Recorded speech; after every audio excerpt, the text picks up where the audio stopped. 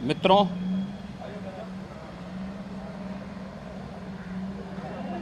देश के यशस्वी प्रधानमंत्री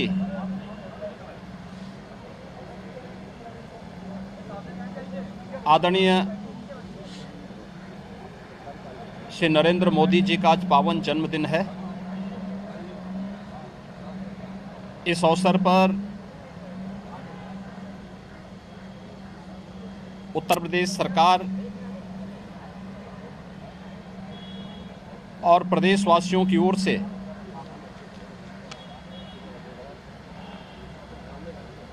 आदरणीय प्रधानमंत्री जी के प्रति जन्मदिन की हार्दिक बधाई देते हुए उनके उत्तम और दीर्घ जीवन की कामना हम सब करते हैं। ये हम सब का सौभाग्य है कि देश की संसद में आदरणीय प्रधानमंत्री जी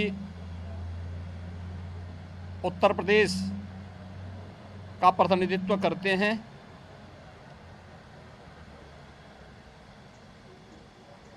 पिछले 9-9.5 वर्ष के अंदर प्रधानमंत्री मोदी जी के नेतृत्व में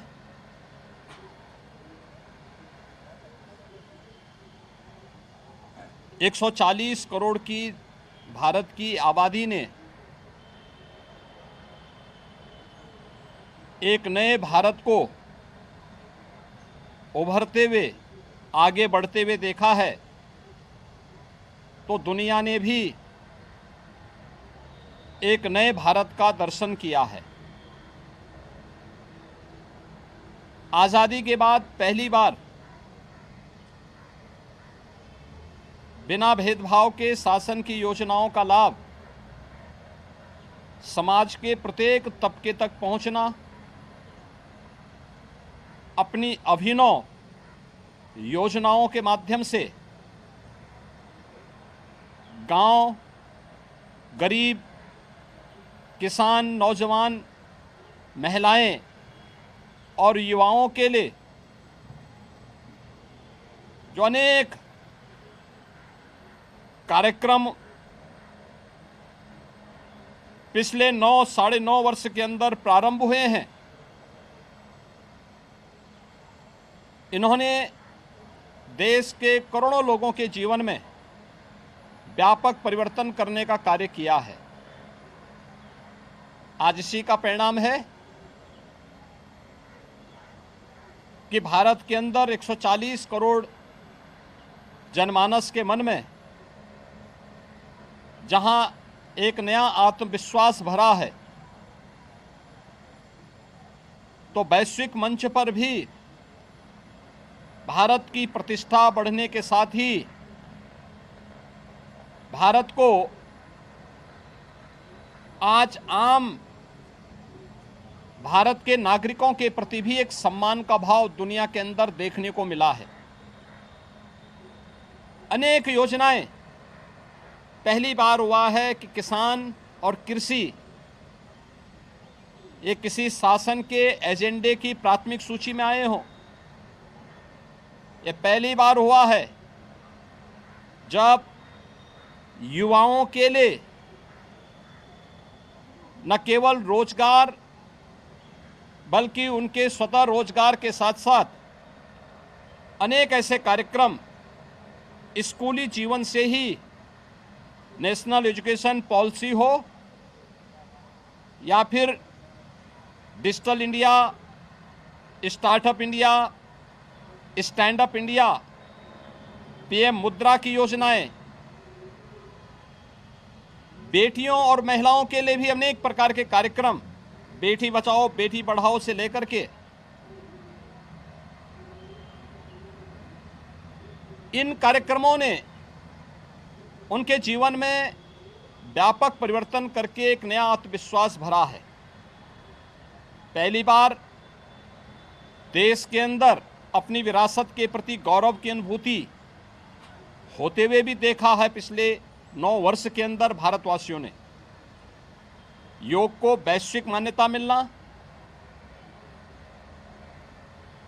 आयुष को इस सदी की सबसे बड़ी महामारी के दौरान दुनिया भर में आयुष पद्धति के प्रति एक नया आकर्षण होना, काशी में काशी विश्वनाथ धाम आज दुनिया को अपनी ओर आकर्षित कर रही है।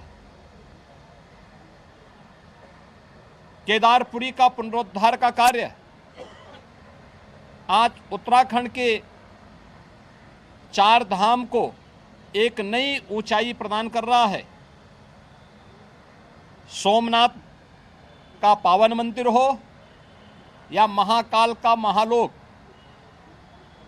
इन सब को अपने सामने वर्तमान पीढ़ी एक नए रूप में देख रही है।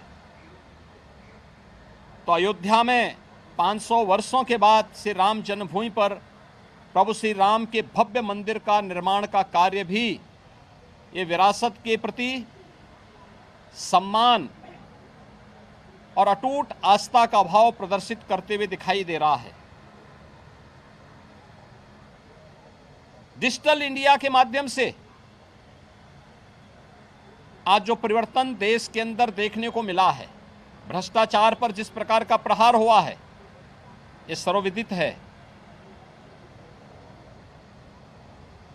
अपने नागरिकों के प्रति एक सरकार की संवेदना किस रूप में होनी चाहिए। अनेक ईज ऑफ लिविंग के कार्यक्रम, बिना भेदभाव के गरीबों को मकान मिलना, बिना भेदभाव के हर गरीब को रसोई गैस के कनेक्शन उपलब्ध हो जाना, हर गरीब के घर में शौचालय उपलब्ध हो जाना, गरीब को घर में उजाला लाने के लिए सौभाग्य जैसी योजनाओं को आगे बढ़ा देना, ये तमाम कार्यक्रम गरीब कल्याणकारी योजनाओं को आगे बढ़ाने का कार्य करता है। तो एक विकसित भारत के रूप में इंफ्रास्ट्रक्चर के क्षेत्र में जो क्रांतिकारी परिवर्तन देखने को मिला है वह अभूतपूर्व है। आर्थिक महाशक्ति के रूप में बढ़ते हुए नए भारत को सबने देखा है और G20 समिट के माध्यम से न्यू दिल्ली लीडर्स डिक्लेरेशन के माध्यम से दुनिया ने भारत की ताकत का एहसास भी आज किया है। ऐसे यशस्वी नेतृत्व के धनी आदरणीय प्रधानमंत्री जी का आज पावन जन्मदिन है।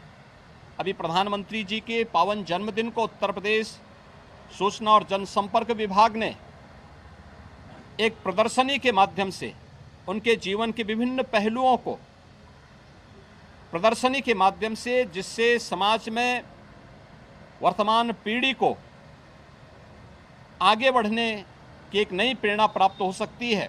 समाज और राष्ट्र के प्रति समर्पण का एक नया भाव पैदा होगा। इस विश्वास के साथ इस प्रदर्शनी के अवलोकन करने का अवसर लखनऊ वासियों को और प्रदेशवासियों को प्राप्त होगा। इस अवसर पर मैं एक बार फिर से उत्तर प्रदेश सरकार और उत्तर प्रदेश वासियों की ओर से आदरणीय प्रधानमंत्री जी को उनके पावन जन्मदिन की हृदय से बधाई देता हूं। उनका नेतृत्व और उनका मार्गदर्शन एक लंबे समय तक देश को प्राप्त हो, इसके लिए प्रभु श्री राम से प्रार्थना करता हूं। जय हिंद।